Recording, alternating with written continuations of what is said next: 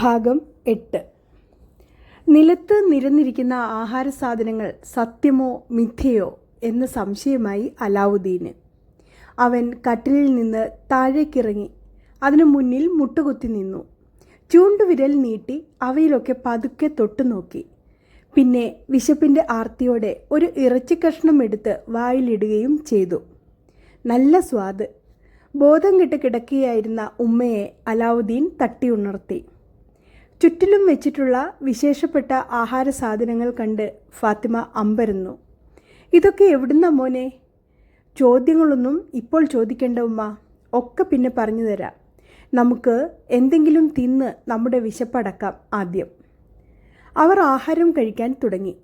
തങ്ങൾ ഇതുവരെ കഴിച്ചിട്ടുള്ളവയിൽ വെച്ച് ഏറ്റവും രുചികരമായ ഭക്ഷണം എന്ന് അവർ രണ്ടുപേരും പിന്നെയും പിന്നെയും പരസ്പരം പറയുകയും ചെയ്തു. കൈവിളക്കിൽ പാർക്കുന്ന ഭൂതത്തെക്കുറിച്ച് ആഹാരം കഴിക്കുന്നതിനിടെ തൻ്റെ ഉമ്മയോട് പറഞ്ഞു.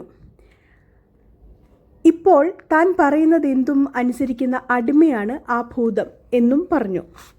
ഫാത്തിമ വല്ലാതെ ഭയപ്പെട്ടു. വേണ്ട മോനെ, ആ വിളക്ക് നമുക്ക് വേണ്ട, ഫാത്തിമ പറഞ്ഞു. ഏതോ ചെകുത്താനാ അതിനുള്ളിൽ ഉള്ളത്. നമുക്കത് എവിടെയെങ്കിലും കൊണ്ടുചെന്ന് കളയാം. അലാവുദ്ദീൻ ഉമ്മയെ പറഞ്ഞ് സമാധാനപ്പെടുത്തി. എളയപ്പയാണ്, അബ്ദുള്ള സൗദാഗറാണ് എന്നൊക്കെ പറഞ്ഞ് സ്വയം പരിചയപ്പെടുത്തിയും അഭിനയിച്ചുമൊക്കെ 4 ദിവസം മുമ്പ് വന്ന ആ മന്ത്രവാദി ഗുഹാമുഖത്ത് വെച്ച് പറഞ്ഞ വാക്കുകൾ അവൻ വീണ്ടും ഉമ്മയോട് പറഞ്ഞു. ഈ വിളക്കിനുള്ളിൽ നിധിയുണ്ടെന്ന് പറഞ്ഞത് ഇതായിരിക്കും ഉമ്മ. നമ്മൾ ആ ഭൂതത്തെ ദുഷ്ടകാര്യങ്ങൾക്കൊന്നും ഉപയോഗിക്കാതിരുന്നാൽ പോരെ? നമുക്ക് വേണ്ടുന്നതൊക്കെ ഇനി മുതൽ ആ കയാമത്ത് ജിന്ന് എത്തിച്ചു തരും. ഉമ്മ ഇനി മുതൽ ഒരിക്കലും മറ്റു വീടുകളിൽ അടുക്കളപ്പണിക്ക് പോകേണ്ടി വരില്ല. നമുക്ക് ഇവിടെ സുഖമായി ജീവിക്കാം.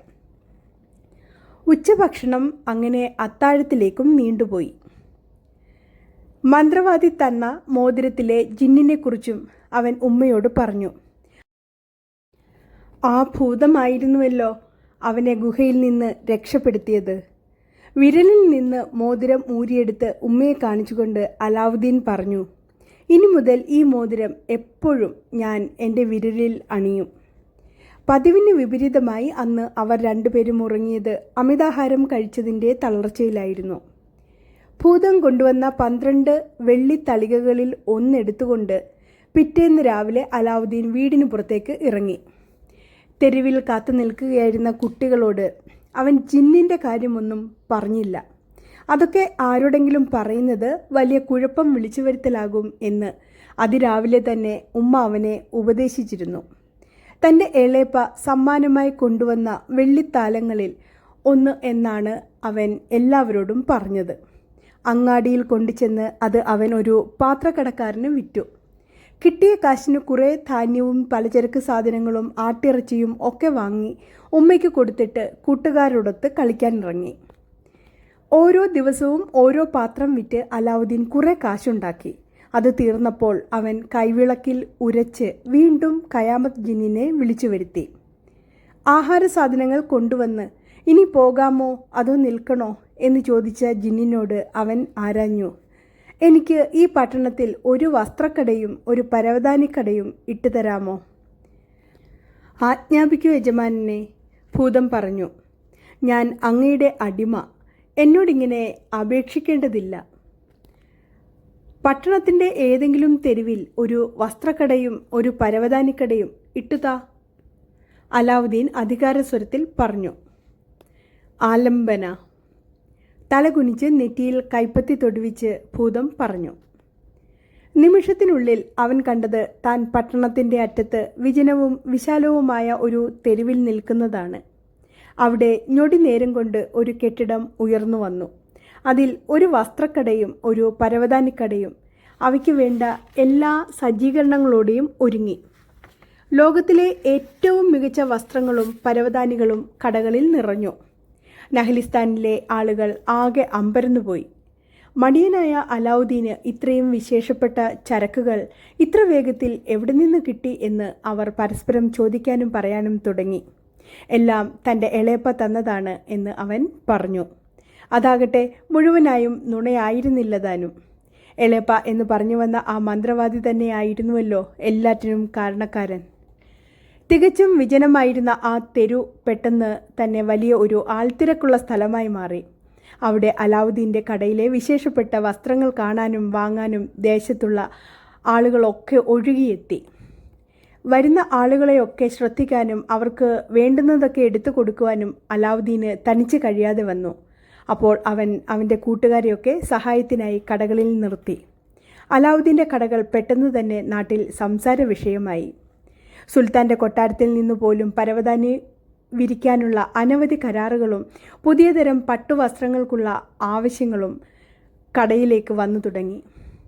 കടയിൽ നിന്ന് വിറ്റുപോകുന്ന സാധനങ്ങളൊക്കെ അവ തീരുന്ന മുറയ്ക്ക് ഖയാമത്ത് ജിന്ന് എന്ന ഭൂതം എത്തിച്ചുകൊണ്ടിരുന്നു. അലാവുദ്ദീനെ സംബന്ധിച്ചിടത്തോളം കാലം അങ്ങനെ സമൃദ്ധമായി കടന്നുപോയി. അവനും അവൻ്റെ മടിയൻ കൂട്ടുകാർക്കും തങ്ങളുടെ ജോലി തിരക്കിനിടയിൽ ദിവസങ്ങളും മാസങ്ങളും വർഷങ്ങളും കടന്നു പോകുന്നതൊന്നും ശ്രദ്ധിക്കാൻ സമയം കിട്ടിയില്ല. ഭാഗം 9. ഒരു നാൾ തൻ്റെ പരവതാനിക്കടയിൽ ഇരിക്കുകയായിരുന്ന അലാവുദ്ദീൻ കേട്ടത് വിചിത്രമായ ഒരു വിളംബരമായിരുന്നു. രാജകൊട്ടാരത്തിലെ യോദ്ധാക്കളും ദ്വാരപാലകന്മാരുമായിരുന്നു ആ വിളംബരം പെരുമ്പറ കൊട്ടിയും പെരുങ്കുഴൽ വിളിച്ചും പ്രഖ്യാപിച്ചു നടന്നിരുന്നത്. നഹലിസ്ഥാനിലെ രാജാവായ സുൽത്താൻ ഹമദിൻ്റെ ഏക മകൾ ഗുൽഫ്ഷാ രാജകുമാരിയുടെ 18ാം പിറന്നാൾ ആഘോഷത്തിൻ്റെ ഭാഗമായി രാജകുമാരിയും തോഴിമാരും മരുഭൂമിയുടെ അതിർത്തിയിലെ രാജകീയ ഉദ്യാനത്തിലുള്ള പരിശുദ്ധ ജലാശയത്തിൽ ജലക്രീഡയ്ക്കായി എഴുന്നള്ളുന്നു എന്നും അതുകൊണ്ട് നഗരവീഥിയിലുള്ള എല്ലാവരും സ്വന്തം ഗൃഹങ്ങളിൽ ചെന്ന് വാതിലുകളും ജാലകങ്ങളും കിളിവാതിലുകളുമെല്ലാം അടച്ച് കഴിഞ്ഞുകൊള്ളണമെന്നും ആയിരുന്നു വിളംബരം. ഗുൽഫ്ഷാ രാജകുമാരിയുടെ മുഖം അന്യജനം ഒരിക്കലും കാണരുത് എന്ന ചിട്ടയും ചട്ടവും ഉള്ളതുകൊണ്ടായിരുന്നു അങ്ങനെയൊരു പ്രഖ്യാപനവും വിളംബരവും. ആളുകളെല്ലാം തെരുവിൽ നിന്ന് സ്വന്തം ഗൃഹങ്ങളിലേക്ക് പോകാൻ തുടങ്ങി. കടകളും മറ്റ് സ്ഥാപനങ്ങളും അവയുടെ ഉടമസ്ഥന്മാർ താഴിട്ടു പൂട്ടി. വളരെ വേഗത്തിൽ തന്നെ തെരുവ് തീർത്തും വിജനമായി. വിളംബരത്തെക്കുറിച്ച് തന്നെ വീണ്ടും വീണ്ടും ചിന്തിച്ചുകൊണ്ട് വീട്ടിലേക്ക് നടക്കുന്നതിനിടെ അലാവുദ്ദീൻ്റെ മനസ്സിൽ ഒരു മോഹം മുളപൊട്ടി. ഗുൽഫ്ഷാ രാജകുമാരിയെ ഒന്ന് കാണണം എന്നതായിരുന്നു ആ മോഹം. നിഷേധിക്കപ്പെട്ടതിനെ സ്വന്തമാക്കാനുള്ള മനുഷ്യസഹജമായ ഒരു ത്വരയുണ്ടല്ലോ, അതുതന്നെ. വീട്ടിൽ ചെന്ന് അലാവുദ്ദീൻ തൻ്റെ അത്ഭുത വിളക്കിൽ വലങ്കൈ കൊണ്ട് അമർത്തി ഉരസി. ഭൂതം പ്രത്യക്ഷപ്പെട്ടു. ആലംബന. പ്രസന്നഭാവത്തിൽ ചിരിച്ചുകൊണ്ട് അത് പറഞ്ഞു, കൽപ്പിച്ചു കൊള്ളുക യജമാനനെ. എനിക്ക് ഗുൽഫ്ഷാ രാജകുമാരിയുടെ മുഖം കാണണം. അത് സാധിപ്പിച്ചു തരാൻ കഴിയുമോ നിനക്ക്? അലാവുദ്ദീൻ ചോദിച്ചു. ഖയാമത്ത് ജിന്ന് ഒരു ഞൊടി നേരം ആലോചിച്ചു. പിന്നെ പൊട്ടിച്ചിരിച്ചുകൊണ്ട് പറഞ്ഞു, സ്വർഗത്തിൽ നൃത്തം ചെയ്യുന്ന സുതാര്യ ശരീരമുള്ള ഹൂറിമാരെ വരെ ഇവിടെ യജമാനൻ്റെ മുന്നിൽ എത്തിച്ചു തരാം ഞാൻ. പിന്നെയാണോ ഈ രാജകുമാരിയുടെ കാര്യം? രാജകുമാരിയെ ഈ നിമിഷം തൂക്കിയെടുത്തു കൊണ്ടുവരട്ടെ ഇങ്ങോട്ട്? അയ്യോ, അത് വേണ്ട. അതൊക്കെ വലിയ പൊല്ലാപ്പാകും. രാജകുമാരി ഇന്ന് ഉദ്യാനത്തിലെ ജലാശയത്തിൽ ജലക്രീഡയ്ക്കായി പോകുന്നുണ്ട്. അവിടെ വെച്ച് കണ്ടാൽ മതി. ആലംബന, ഭൂതം പറഞ്ഞു. അടുത്ത ഞൊടി തന്നെ രാജകീയോദ്യാനത്തിൻ്റെ ജലാശയത്തിന് മുന്നിലെ കൊത്തുപണികൾ കൊണ്ട് അലങ്കരിച്ച വലിയ വാതിലിൻ്റെ മറയത്ത് അലാവുദ്ദീനെ നിർത്തി. കുറച്ചപ്പുറത്തേക്ക് വിരൽ ചൂണ്ടിക്കൊണ്ട് ഖയാമത്ത് ഭൂതം പറഞ്ഞു, യജമാനനെ നോക്കിക്കോളൂ, അതാ വരുന്നു ഗുൽഫ്ഷാ രാജകുമാരി. അലാവുദ്ദീൻ നോക്കി. 21 തോഴിമാരുടെ അകമ്പടിയോടെ പതുക്കെ നടന്നു വരുന്ന സർവാഭരണ വിഭൂഷിതയായ ഗുൽഫ്ഷാ രാജകുമാരിയെ കണ്ടു അലാവുദ്ദീൻ. പൂത്തുന്നലുകളുള്ള കറുത്ത മുക്കാടുകൊണ്ട് മറച്ചിരുന്നതിനാൽ കുമാരിയുടെ മുഖം അവന് കാണാൻ സാധിച്ചില്ല. അലാവുദ്ദീൻ നിരാശയോടെ പറഞ്ഞു, മുഖം കാണുന്നില്ലല്ലോ ജിന്നെ, മുഖപടം ധരിച്ചത് കണ്ടില്ലേ? ഖയാമത്ത് ജിന്ന് ചുണ്ടുകൾ കൂർപ്പിച്ച് ഒന്ന് ഊതി. ഗുൽഫ്ഷാ രാജകുമാരി ധരിച്ച മുഖപടം പെട്ടെന്ന് മുഖത്ത് നിന്ന് ഊർന്ന് പറന്നുപോയി. കാറ്റിൽ പറക്കുന്ന മുഖാവരണം പിടിച്ചെടുക്കാൻ തോഴിമാർ മത്സരിച്ച് പരക്കം പാഞ്ഞു. അത് കണ്ട് രാജകുമാരി മുത്തുമണികൾ കിലുങ്ങും പോലെ കുടുകുടെ ചിരിച്ചു. അലാവുദ്ദീൻ ആകെ സ്തംഭിച്ച് നിന്നുപോയി. പേരിൻ്റെ അർത്ഥം പോലെ തന്നെ വിടരാൻ തുടങ്ങുന്ന പ്രഭാത പുഷ്പം പോലെ ഗുൽഫ്ഷാ രാജകുമാരി. അവളുടെ കിലുങ്ങുന്ന ചിരി അവൻ്റെ കാതുകളിലേക്ക് മധുര സംഗീതത്തിൻ്റെ അലയൊലി പോലെ കിണിഞ്ഞിറങ്ങി. നിമിഷനേരം കൊണ്ട് തോഴിമാർ അവളെ മുഖപടം ധരിപ്പിച്ചു. രാജകുമാരിയും സംഘവും വാതിലിൻ്റെ നേർക്ക് വരുന്നത് കണ്ട് അലാവുദ്ദീൻ ഭൂതത്തിൻ്റെ പിന്നിലേക്ക് നീങ്ങി നിന്ന് ഒളിഞ്ഞു നോക്കി.